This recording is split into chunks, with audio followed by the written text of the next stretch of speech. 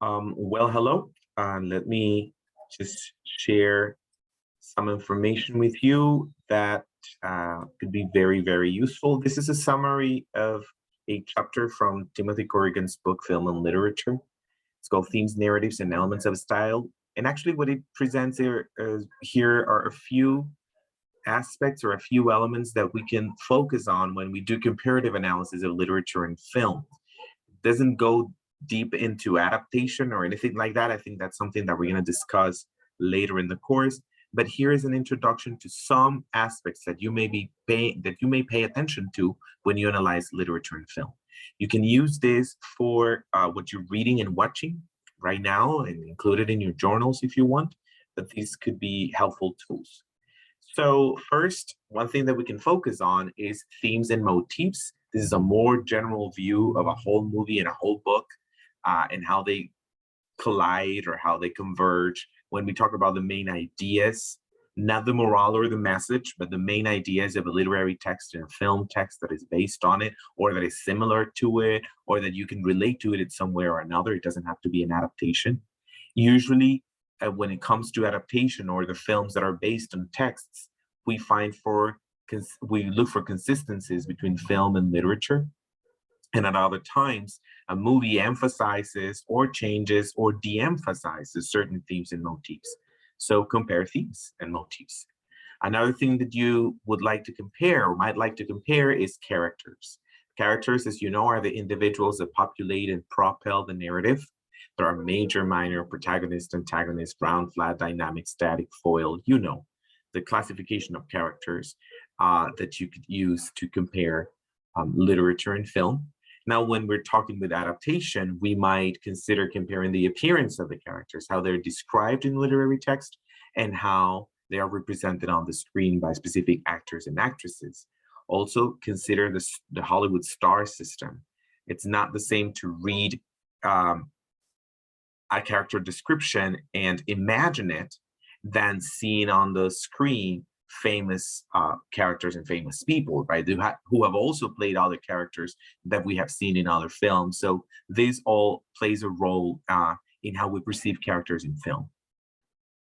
How about point of view? The point of view is obviously the position from which an individual views something. It determines the meaning of what is seen, especially in literature, if it's an omniscient, all-seeing narrator, or if it's a first-person point of view, or a witness that is telling the story. It also, all of these aspects change the way we perceive the facts, and we believe them, we accept them, we deal with them. In novels and films, we can also have multiple points of view. There's changing from one point of view to the other. And in movies particularly, there's the imagistic space. That is how the camera is used to communicate point of view.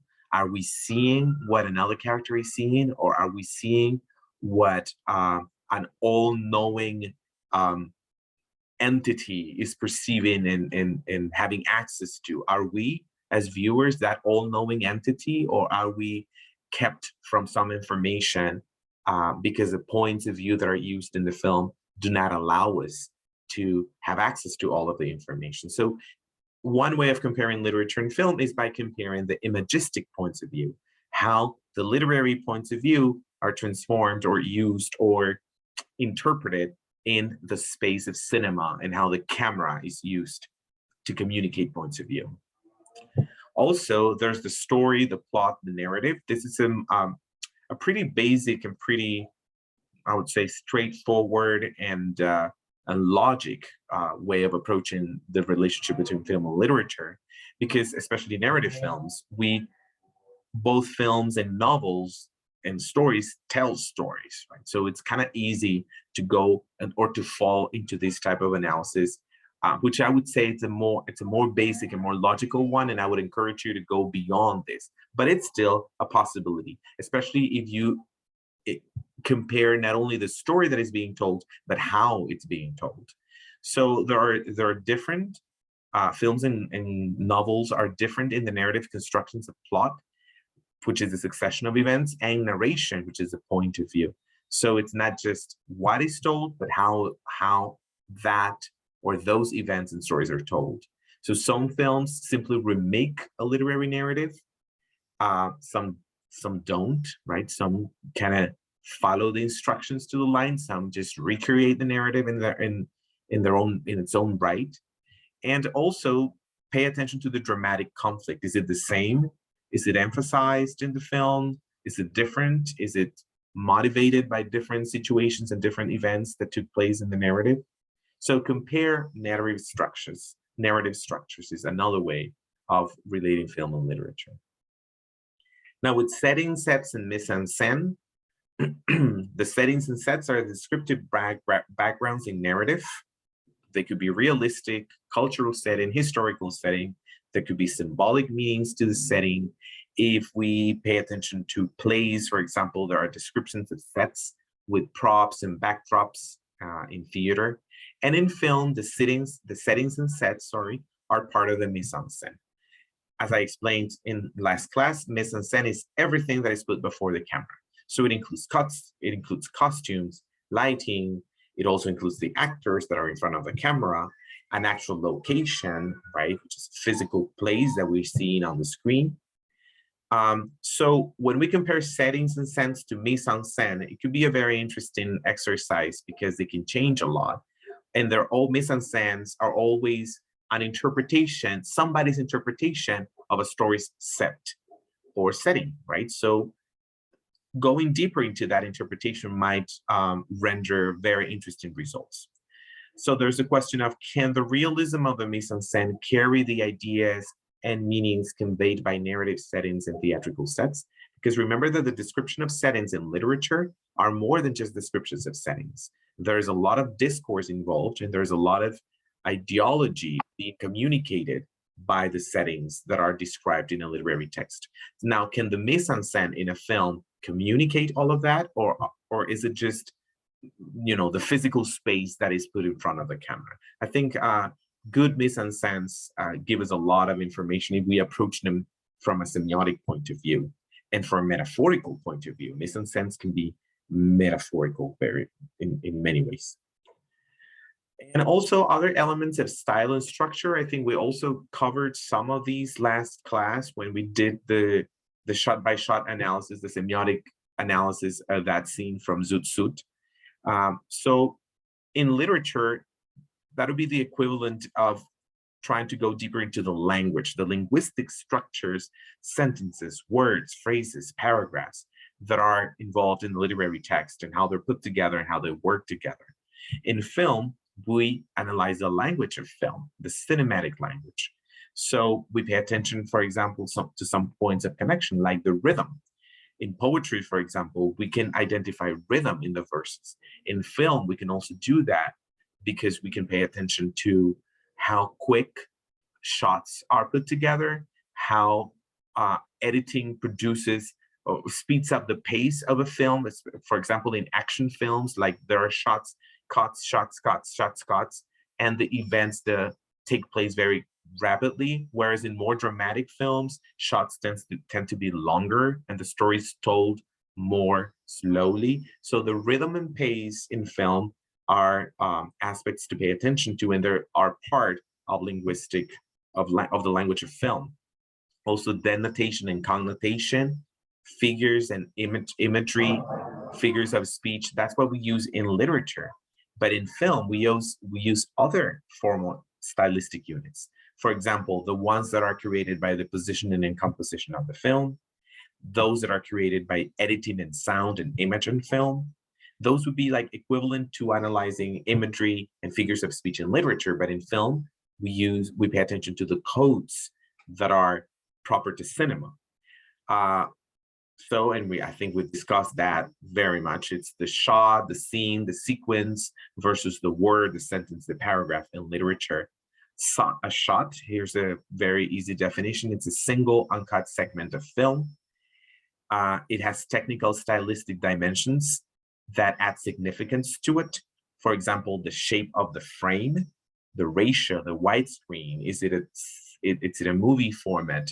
Is it a cinematic format? Is it a TV format? So the shot in the plane and the shape of it are also add significance to a shot. The perspective of the image, if there's a deep focus, if there are backgrounds or midgrounds or foregrounds, right? What you see right in front of your eyes, what you see behind the character, what you see in the background, all of those levels of approaching, um, sorry, approaching what you see in front of the camera, what you see in the shot, and the film speed that I already referred to. Is it slow? Is it fast? Is it normal? The distance between the camera and the figure that is in front of the camera. Here we're talking about long shots, medium shots, close-ups. The angle, is it low, high, straight on shots? The camera movements, are there sweeping pans, right? When the camera moves from one position to the other without cutting, right? Or the moving tracks when they're following a character or a car. I don't know. So that those aspects of camera movements also add significance to the shots. The use of color, the use of black and white. If we talk about the scene, this is a very clear-cut definition, is one or more shots rhythmically linked or edited together to describe a single space or place. Whereas the sequence, it's a number of edited shots and scenes that are connected by a specific action or idea. Sometimes the difference between scene and sequence is a little difficult because a scene has to do mainly with space, action taking place in one specific location or one specific place. Whereas a sequence could include different places, different scenes, but they're linked together by an idea, by a narrative unit, okay? So those are aspects to take into consideration when we're analyzing, when we're comparing a literary text that might have is divided, a novel, for example, is divided into chapters. A chapter is a unit of narrative in that novel, but in the film, that chapter is translated into a sequence, or maybe into just the scene, or erased altogether, right? In a new scene or a new sequence is created. So in terms of comparative analysis, we could compare the way the structure of the film is structured, the scenes and sequences and shots of the film are structured, and how the literary text is structured and separated and organized. Now, editing, which we already discussed, right, is how the shots are put together and the sequences are put together, how they constructed. In Hollywood, we have a rule, an unspoken rule, which is the continuity editing style, which means that editing should be invisible. That is, editing never calls attention to itself. We are not supposed to perceive when one shot cuts to another one. If we perceive it, it should be at an unconscious level. However, when we do textual analysis and comparative analysis in film and literature, we have to look at that, right? They're not invisible anymore. The editing techniques, the tricks that the filmmaker uses to tell the story through editing are not a secret to us anymore, because we are aware of those techniques and aware of those elements. The discontinuous editing style is that editing style that calls attention to itself. So there are elements of editing when shots are interrupted, where sequences are constructed, but they call attention to themselves. Actually, they're calling the viewer to notice those elements of editing. This usually happens in more independent avant-garde types of film, but not in the Hollywood style that is for the masses. So editing creates rhythms by pacing the editing with takes, long takes that hold a shot, or short takes that cut shots after shots. There's also the shot reverse shot exchanges when we see a character looking at another character, especially when they're having a conversation and we see one character's face and then we cut to the other character who is responding to this character. These shot reverse shot sequences are very common in film and very important, especially in dialogue. And finally, the sound editing, how the dialogue, the sounds in the scene, the off-screen sounds, the post-dub sounds, the music play a role in the communication of the message that the film wants to convey. So finally, we can analyze and compare the styles in a literary text and the structures in a literary text, and how those styles and structures work in film with the elements of film language that we are all very familiar with.